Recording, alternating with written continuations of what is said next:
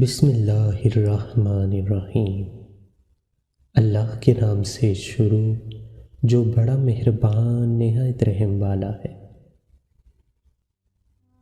کچھ لوگ اپنے آپ کو انسان نہیں فرشتہ سمجھتے ہیں۔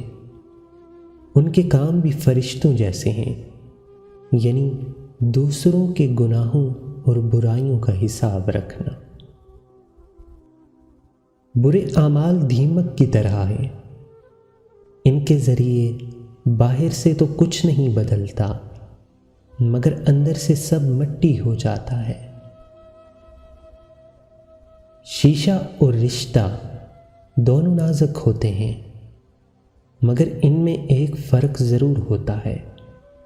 شیشہ غلطی سے ٹوٹتا ہے اور رشتہ غلط فہمی سے۔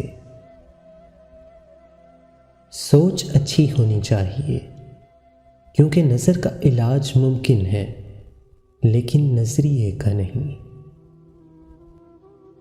جو شخص آپ کے سامنے دوسروں کی برائی کرتا ہے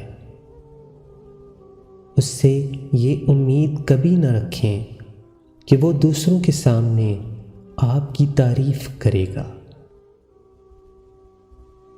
ہر گمشدہ چیز وہاں سے ہی ملتی ہے جہاں وہ کھو جائے، سوائے اعتبار کے۔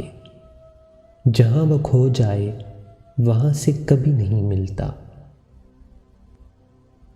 خوبصورتی تو ختم اور تبدیل ہو جاتی ہے لیکن سیرت نہ تو ختم ہوتی ہے نہ تبدیل۔